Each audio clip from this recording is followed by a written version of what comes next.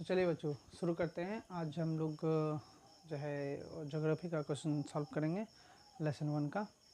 ठीक है, आप लोग हमेशा की तरह फिर से कॉपी और पेन लेकर तैयार हो जाइए।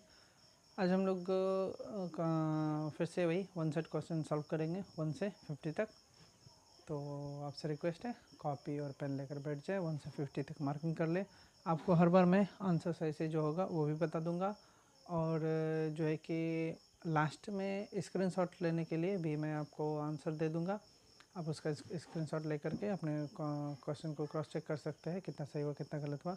और जी कमेंट में ज़रूर टाइप कीजिएगा कितना सही हो रहा है आपका, कितना गलत हो रहा है आपका। ठीक है, इससे मुझे भी थोड़ा सा मोटिवेशन मिलता है कि हाँ मेरे पीछे पीछे बच्चे भी मेहनत कर रहे हैं। चलिए शुरू करते हैं आज का सेशन। तो आज का देखिए 10 सेकेंड का मात्र टाइम है, अगर हम बोलेंगे तो भी नहीं बोलेंगे तो भी वहाँ चेंज हो जाएगा क्वेश्चन। तो आपको 10 सेकंड के अंदर ये पूरा पढ़ना भी है और करना भी है। देखिए चेंज हो गया, तो 10 सेकंड ही है हमारे पास मात्र। शुरू करते हैं। मानव भूगोल किसका अध्ययन करता है? मानव भूगोल में किसका अध्ययन? केवल प्रकृति का, घटकों का, या केवल जनसंख्या का, मनुष्य और पर्यावरण का, या फिर केवल जलवायु का? आपको बताना है इसमें किसका अध्ययन होता है। इसका सही उत्तर है सी नंबर, इसका सही उत्तर है मनुष्य और पर्यावरण के बीच संबंध। दूसरा क्वेश्चन है एंटोग्राफी शब्द किसने दिया था? एलन स्टम्प ने, या फिर पॉल विडेल ने, या फ्रेडरिक रेडजल ने, या सैंपल ने? किसने दिया था? इसका सही उत्तर बताना है आपको। जी हाँ, इसका सही उत्तर होगा सी नंबर। अगला है मानव भूगोल की नींव किसने रखी थी? पॉल विडेल ने, या फिर फ्रेडरिक रेडजल ने, या अल्फ्रेड वेबर ने, या हर्ट्सुंड ने? किसने रखी थी आपको बताना है इसका सही उत्तर। जी इसका सही उत्तर होगा फ्रेडरिक रेडजल ने। अगला कहते हैं मानव भूगोल का कल्चर लैंडस्केप किसने कहा था मानव भूगोल को? फ्रेडरिक रेडजल ने, या फिर एलन सम्प ने, या पॉल विडेल ने, या फिर हेटन ने? आपको सही उत्तर देना है इसका। जी इसका सही उत्तर होगा पॉल विडेल डीला ब्लेस। अगला क्वेश्चन है 10 सेकंड होने पर ऑटोमेटिक। मानव भूगोल की प्रकृति क्या है? केवल भौगोलिक, केवल ऐतिहासिक, अंतर्वार्षिकीय, या केवल समाजशास्त्री? इसमें से कौन सा होगा सही उत्तर बताइए। अंतर्वार्षिकीय। अगला क्वेश्चन संभववाद किस भूगोल विषयक विचार को व्यक्त करता है? मनुष्य प्रकृति पर निर्भर है, मनुष्य विकल्पों का निर्माण कर सकता है, या केवल प्राकृतिक निर्णायक नियंत्रक है, या कोई विकल्प नहीं? इसमें से बताना है आपको सही उत्तर। जी हाँ, इसका सही उत्तर है बी नंबर। अगला क्वेश्चन मानव भूगोल का प्रमुख कार्य क्या है? भूकंप अध्ययन करना, जलवायु परिवर्तन अध्ययन करना, मनुष्य और पर्यावरण के बीच संबंधों का अध्ययन करना, या फिर नदियों का अध्ययन करना? आपको बताना है इसका सही उत्तर। जी हाँ, सही जवाब मनुष्य और पर्यावरण के बीच संबंधों का अध्ययन करना। अगला क्वेश्चन चलते हैं। संभववाद किस भूगोल विषयक विचारक को व्यक्त करता है? मनुष्य प्रकृति पर निर्भर है, मनुष्य विकल्पों का निर्माण कर सकता है, अध्ययन करता है, या फिर नदियों का अध्ययन करता है?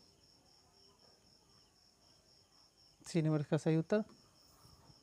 अगला चलते हैं। संभववाद किस भूगोल विषयक विचारकों को व्यक्त करता है? अच्छा ये हो चुका, ये भी हो चुका। अगला आते हैं 8 नंबर। मानव भूगोल में किसका समावेश नहीं होता है? जनसंख्या का, उद्योग का, ग्राहकों का अध्ययन, या फिर बस्तियाँ? तो इसका ग्राहकों का अध्ययन नहीं होता इसमें। मानव भूगोल परिवर्तनशील पृथ्वी और मानव के संबंध का अध्ययन है। यह परिभाषा किसकी है? सैंपल का, विडेल का, हर्ट्सेन का, या फिर एलन? किसका होगा इसमें से? बताना है आपको सही उत्तर। जी हाँ, डी नंबर इसका सही उत्तर है। अगला क्वेश्चन है, बिना टाइम वेस्ट किए हम लोग फटाफट क्वेश्चन को कवर करेंगे। प्राकृतिक घटकों का मानव क्रिया से प्रभावित करने को क्या कहते हैं?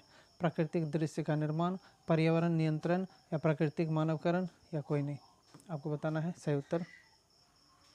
10 नंबर का बताना है आपको। जी हाँ सही है, प्राकृतिक मानवकरण। अगला क्वेश्चन है, मानव भूगोल में निम्नलिखित में से कौन सा विषय शामिल नहीं है? जनसंख्या, कृषि, मौसम विज्ञान, परिवहन? मानव भूगोल में शामिल नहीं है। आपको बताना है इसका सही उत्तर होगा मौसम विज्ञान। क्या होगा इसका? मौसम विज्ञान। अगला क्वेश्चन कहता है the phenomena of human geography are everywhere related to environment. यह कथन किसका है? एलन सम्पन का, या फिर पॉल विडल का, या फिर एफ रेडजल का या टेलर का, बताना है आपको इसका सही उत्तर। सही जवाब इसका एफ रेडजल का। अगला क्वेश्चन, मानव भूगोल की एक नई विचारधारा क्या है? निर्धारणवाद, संभववाद, नवनिर्धारणवाद या फिर अनुवाद। यहाँ से हम लोग फिर से करेंगे। 13 नंबर, मानव भूगोल की एक नई विचारधारा क्या है? निर्धारणवाद, संभववाद, नवनिर्धारणवाद या फिर अनुवाद। 14 नंबर का आपको बताना है, इसका सही उत्तर होगा डी नंबर, दोनों। कहता है हो गया ये नहीं था, ये था अनुवाद। अच्छा 14 नंबर ना, ये बी और सी दोनों। 15 नंबर पर चलते हैं, मानव भूगोल में किस प्रकार की प्रवृत्तियों का अध्ययन किया जाता है? प्राकृतिक, तकनीकी, सामाजिक या आर्थिक, धार्मिक। बताना है आपको इसका सही उत्तर। जी इसका सही उत्तर होगा सी नंबर, सामाजिक आर्थिक। अगला क्वेश्चन है, एलन सैम्पसन ने किस सिद्धांत का समर्थन किया? संभववाद, निर्धारणवाद, नवनिर्धारणवाद, पर्यावरणीय वर्तनिक। बताना है आपको 16 नंबर। जी हाँ इसका सही उत्तर है निर्धारणवाद। मानव भूगोल में किस प्रकार की प्रवृत्तियों का अध्ययन किया जाता है? प्राकृतिक, तकनीकी, सामाजिक, आर्थिक, धार्मिक। 15 नंबर का सही उत्तर बताना है सामाजिक और आर्थिक। कहता है, प्राकृतिक पर मनुष्य का प्रभाव क्या कहलाता है? प्राकृतिकरण, मानवकरण, मानवीकरण, दोनों। 14 नंबर फिर कैसे आ गया इसमें?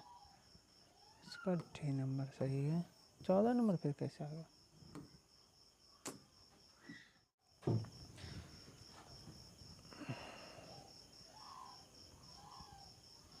मनुष्य के प्राकृतिकरण का उदाहरण है आदिवासी जनजातियाँ, आधुनिक शहर, औद्योगिक क्षेत्र या फिर मेट्रो रेल। इसमें से कौन सा सही उत्तर होगा आपको बताना। जी हाँ सही है, आदिवासी जनजातियाँ। अगला क्वेश्चन है, मानव भूगोल प्राकृतिक भूगोल का पूरक है, यह किसकी मान्यता है? सैंपल का, हडसन का, टेलर का या फिर एफ रेडजल का। आपको बताना है सही उत्तर इसका। जी इसका सही उत्तर है बी नंबर। अगला क्वेश्चन है, मानव भूगोल के कौन से भाग को मानव भूगोल कहा जाता है? जो मनुष्य के कार्यों से संबंधित हो, जो नदियों से संबंधित हो, जो वनों से संबंधित हो, जो पर्वतों से संबंधित हो। आपको बताना, इसमें बहुत हल्का क्वेश्चन है ये। जी हाँ, जो मनुष्य के कार्यों से संबंधित हो। मानव भूगोल प्राकृतिक भूगोल का पूरक है, यह किसकी मान्यता है? सैंपल का, हडसन का या टेलर का या एफ रेडजल का। 18 नंबर का बताना है आपको। जी बी नंबर सही है, बी नंबर सही है, हडसन का। अगला क्वेश्चन है 17 नंबर, मनुष्य के 18 नंबर अभी बताया तो 20 नंबर होना चाहिए, 19 नंबर।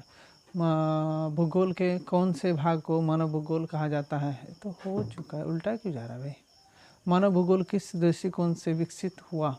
वैज्ञानिक दृष्टिकोण से, ऐतिहासिक दृष्टिकोण से या फिर मानववादी दृष्टिकोण से या केवल भौगोलिक दृष्टिकोण से। 20 नंबर का बताना आपको सही उत्तर।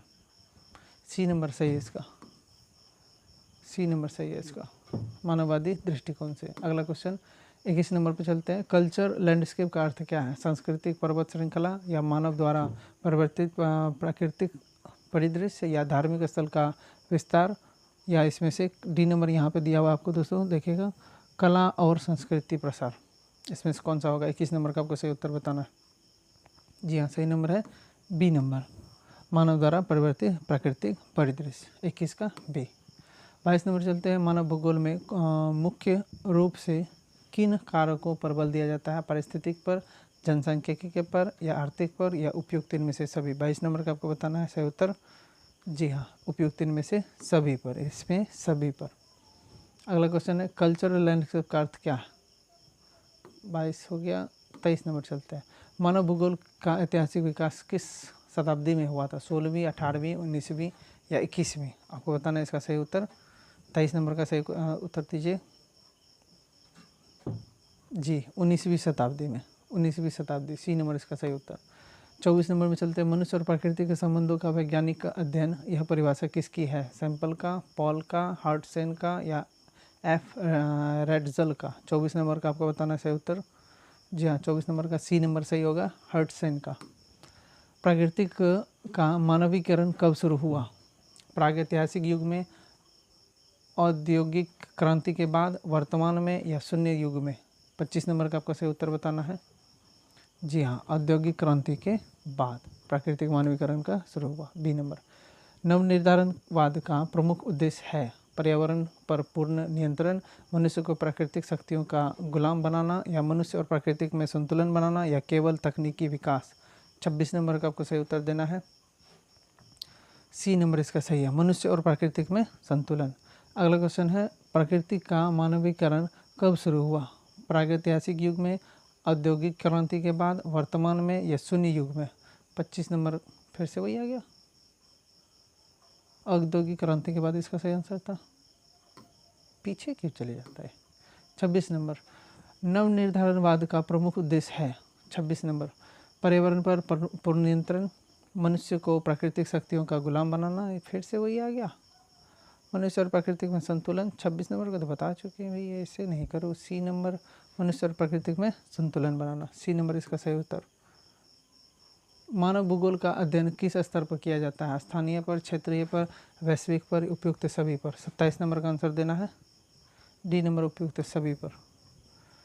28 नंबर चलते हैं, निम्नलिखित में से कौन सा मानव भूगोल की नई शाखा नहीं है? चिकित्सा भूगोल, राजनीतिक भूगोल, भूकंपीय भूगोल, सामाजिक भूगोल। 28 नंबर का आपको सही उत्तर देना है। सी नंबर इसका सही है, भूगोल। कौन सा? भूकंपीय भूगोल। 28 का सी सही है। 29 चलते हैं, human geography through the corridors of time का अर्थ क्या है? इतिहास के अनुसार मानव भूगोल का अध्ययन, भूगोल में समय की भूमिका, समय पर निर्भर भौगोलिक प्रक्रियाएं, आधुनिक समय में मानव भूगोल। 29 का आपको बताना है सही उत्तर क्या होगा। जी हाँ, सही है, इतिहास के अनुसार मानव भूगोल। 29 बता दिए। चलिए 30 चलते हैं, निम्न में से कौन सी प्राकृतिक प्रवृत्ति मानव भूगोल के अंतर्गत आती है? मनुष्य की खानपान की शैली, ज्वालामुखी गतिविधि, भूकंप की तीव्रता, या फिर मानसून की गति। 30 नंबर का आपको बताना है। जी 1 नंबर सही होगा इसका, मनुष्य की खानपान की शैली। मानव भूगोल में किस विचारधारा को सर्वाधिक संतुलन माना जाता है? निर्धारणवाद का, नवनिर्धारणवाद का, संभववाद का, उत्तर निर्धारणवाद का। 31 नंबर का आपको सही उत्तर बताना है। जी हाँ, एकदम सही, बी नंबर होगा इसका। बी नंबर होगा इसका, नवनिर्धारणवाद का। 32 नंबर पे चलते हैं, मानव भूगोल के अध्ययन में कौन सी विधि उपयुक्त मानी जाती है? सांख्यिकी, तुलनात्मक, विश्लेषणात्मक, या उपयुक्त इनमें से सभी? 32 नंबर का आपको बताना है सही जवाब। जी हाँ, इनमें से सभी, यानी डी नंबर। अगला चलते हैं, मानव भूगोल के अनुसार मनुष्य कौन सी प्रवृत्ति से जुड़ा होता है? जैविक, यांत्रिक, सामाजिक, पर्यावरणीय। 33 नंबर का आपको बताना है, कौन सा होगा? जी हाँ, एकदम सही जवाब, सी नंबर, सामाजिक। अगले क्वेश्चन में चलते हैं, मानव भूगोल में किसका सर्वाधिक योगदान रहा? गणितज्ञों का, समाजशास्त्रियों का, इतिहासकारों का, या फिर लेखकों का? 34 नंबर आपको बताना है, इसका सही उत्तर क्या होगा? जी हाँ, एकदम सही जवाब, समाजशास्त्रियों का। 34 नंबर समाजशास्त्रियों का, बी नंबर सही उत्तर। 35 नंबर, प्रकृति के साथ मनुष्य की सहभागिता का विचार किस सिद्धांत में आता है? संभववाद में, निर्धारणवाद में, नवनिर्धारणवाद में, या फिर स्वायत्तवाद में? 35 नंबर का आपको बताना है। 35 नंबर बताना है, जी हाँ, संभववाद में। ए नंबर सही उत्तर इसका। आगे चलते हैं, 36 नंबर, किसके अनुसार मनुष्य की गतिविधियाँ भौगोलिक परिवेश पर निर्भर करती है? सैंपल पर, एफ रेडजल पर, पॉल विडे पर, या फिर टेलर पर? जी हाँ, इसका सही उत्तर है बी नंबर। इसका सही उत्तर है बी नंबर। मानव भूगोल का दायरा क्या है? केवल जनसंख्या, केवल सांस्कृतिक, प्राकृतिक और सामाजिक संबंधों का विश्लेषण, या केवल पर्यावरण? 37 नंबर का सही उत्तर देना है आपको। जी हाँ, प्राकृतिक सामाजिक का संबंधों का विश्लेषण, सी नंबर इसका सही उत्तर। 38 पे चलते हैं, प्राकृतिकरण यानी नेचुरलाइजेशन ऑफ ह्यूमंस का तात्पर्य है मनुष्य का तकनीकी विकास, मनुष्य का प्रकृति के अधीन होना, या फिर मनुष्य द्वारा प्रकृति को बदलना, केवल शहरों का निर्माण करना? 38 नंबर का सही उत्तर बताना है। जी हाँ, सही है, मनुष्य का प्राकृतिक के अधीन होना। अगले क्वेश्चन पे चलते हैं, प्रकृति का मानवीकरण कब संभव हुआ? जब मनुष्य ने औजार बनाए, जब जनसंख्या बढ़ी, या जब विज्ञान और तकनीकी का विकास हुआ, या फिर जब नदियों में बाढ़ आई? कब इसका विकास हुआ बताइए? सी नंबर, जब विज्ञान और तकनीक की विकास हुई। सी नंबर इसका सही उत्तर। अगले चलते हैं 40 नंबर पे, सांस्कृतिक परिदृश्य किससे संबंधित है? वनस्पति से, मानव द्वारा परिवर्तित प्राकृतिक से, नदियाँ से, या जलवायु से? सही उत्तर देना आपको। जी हाँ, बी नंबर सही उसका, मानव द्वारा परिवर्तित प्रकृति से। 41 नंबर चलते हैं, मानव भूगोल का कौन सा दृष्टिकोण जो है सबसे नया है? संभववाद का, नवनिर्धारणवाद का, निर्धारणवाद का या फिर यथार्थवाद का? 41 नंबर का आपको सही उत्तर देना है जी, नवनिर्धारणवाद का सही उत्तर इसका नवनिर्धारणवाद। चलते हैं 42 नंबर पे, नवनिर्धारणवाद किसका समन्वय है? समाज और भूगोल का, प्राकृतिक और मनुष्य का, जलवायु और तापमान का या फिर पर्वत और नदियों का? आपको 42 नंबर का सही उत्तर देना है, बताइएगा। 42 नंबर प्राकृतिक और मनुष्य का, प्राकृतिक और मनुष्य का, बी नंबर सही उत्तर। मानव भूगोल का कौन सा दृष्टिकोण सबसे नया है? संभववाद का, नवनिर्धारणवाद का? अरे ये तो क्वेश्चन हो चुका। कहता है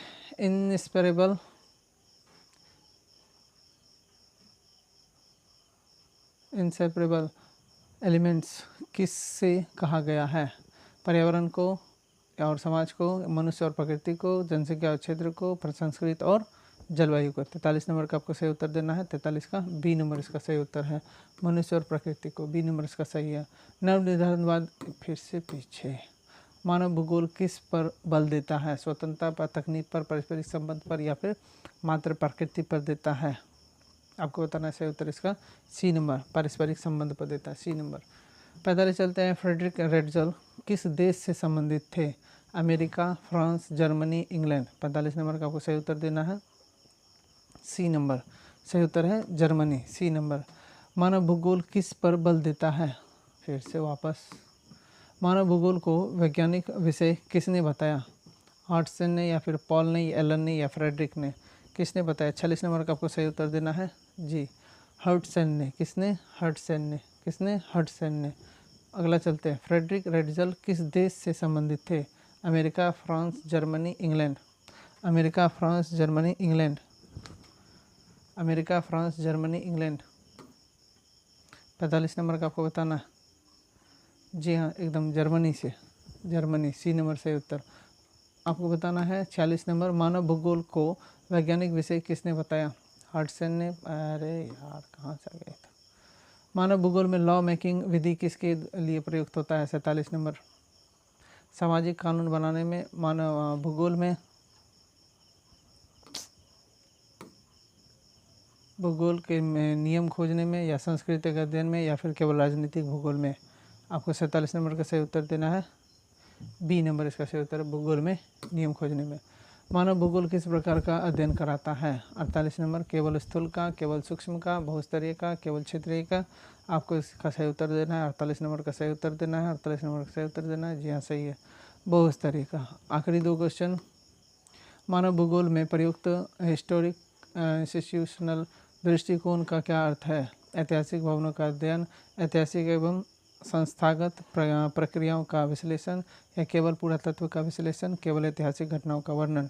49 नंबर का आपको सही उत्तर देना है, बी नंबर इसका, ऐतिहासिक एवं संस्थागत प्रक्रियाओं का विश्लेषण। आखिरी क्वेश्चन बताना है, मानव भूगोल की परिभाषा किसने दी? मानव भूगोल की परिभाषा किसने दी? Human geography is a study of changing relations between man and earth? किसने दिया था? एलन ने या सैम्पल ने या पॉल ने या टेलर ने? 50 नंबर आखिरी क्वेश्चन आज का, जी हाँ सही जवाब टेलर ने। किसने दिया था? टेलर ने। किसने दिया था? टेलर ने। अब आपसे एक आखिरी रिक्वेस्ट है, आपको क्या करना है, आप देख रहे हैं कितना मेहनत लगता है एक वीडियो बनाने में, सब कुछ हो सकता है अगर आप अपना प्यार इस वीडियो के साथ बनाए रखिएगा। वीडियो को अगर आपको लगता है कि इससे बेहतर होना चाहिए तो प्लीज़ जो है लाइक दबा दीजिए, ठीक है, लाइक कर दीजिए। और इस साइड में सब्सक्राइब है, सब्सक्राइब उसी के बगल में घंटा भी दबा दीजिए और शेयर भी कर दीजिए। ये मुश्किल से मैं 30 सेकंड लगेगा ये सब कुछ करने में, इससे होगा क्या, देखिए आपके लिए जो मिलना था मिल गया, अब जो हमारे लिए है थोड़ा यही सब है, तो ये सब कीजिए ताकि हमको और मोटिवेशन मिले और हम इससे अच्छा वीडियो बनाते रहें। आप इससे पीछे वाला भी वीडियो अलग अलग सब्जेक्ट का देख सकते हैं। आर्ट्स के लिए जितना हो सकता है MCQ सारा लेसन का हम अपलोड करने वाले हैं। आपका 2026 एग्जामिनेशन को ध्यान में रखते हुए जितना भी लेसन से एकदम डीप नॉलेज से जो क्वेश्चन रहेगा और जो इधर उधर से भी क्वेश्चन है सबको हम कलेक्ट करेंगे, प्रीवियस ईयर का भी क्वेश्चन कलेक्ट करेंगे, अलग अलग सेट बनाएंगे।